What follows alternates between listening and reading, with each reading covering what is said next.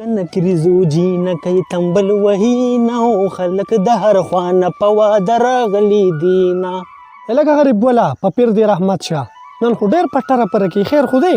بادرخان وروره تا ته ښه پته ده چې زما ایکې دغه یو زوی دی او په زړه مې دا ارمان دی چې د هغه واده په ګړنګ ګړونګ په ګړس ګړوس او په ډز ډوس سره وکړمه. لکه بادرخان وروره بله خبره د زوی د واده لپاره مې پوره 15 لکه روپۍ قرض کړي دي. 15 لکه بوله دا 15 لکه روپۍ به ورکې څنګه د پیر بابا نوسیه بادرخان قرضدار یې چا وجلی دی. په لختې ټوپ که بیا را ټوپ کا که خونې در کو ټوله ورځ وه ټوپونه تر ډډې دنګ تر ډډې دنګ تر ډډې دنګ.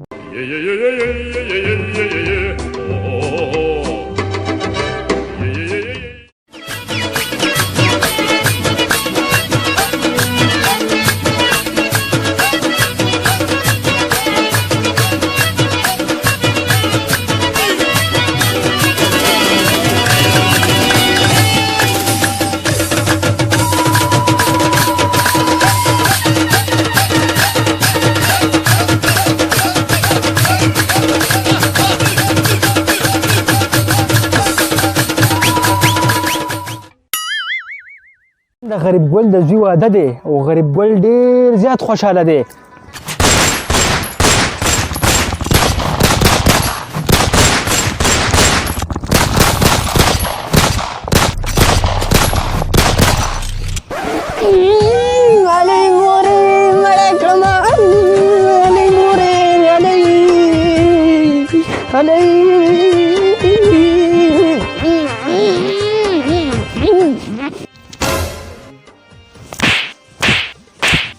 زما په شان سپېره خو پوره پاکستان کې نه د زوی مې یو خادي وه او هغه راباندې په غم بدله شوه.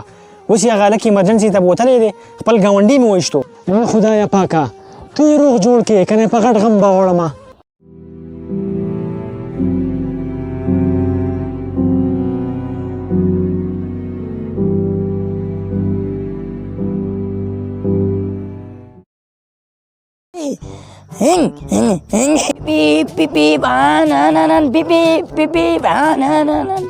بدرودینه دا څه چل شوی دی؟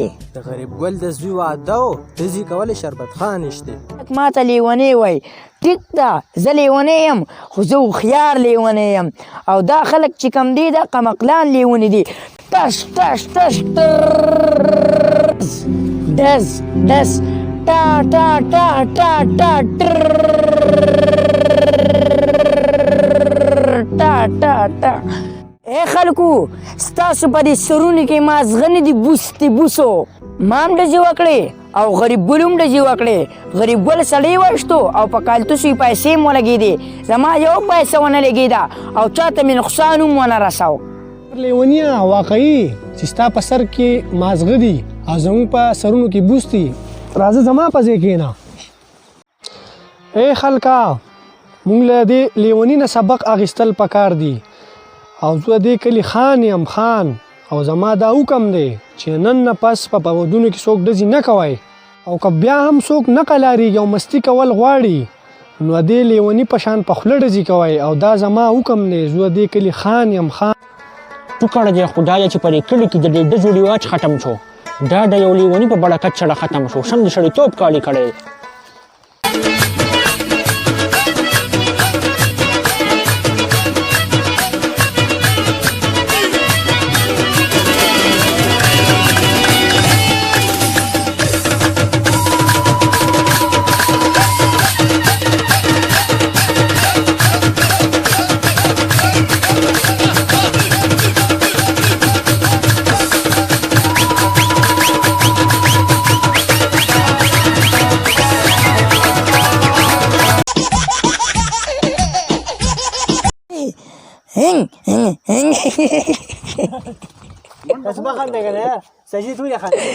دا شی برکت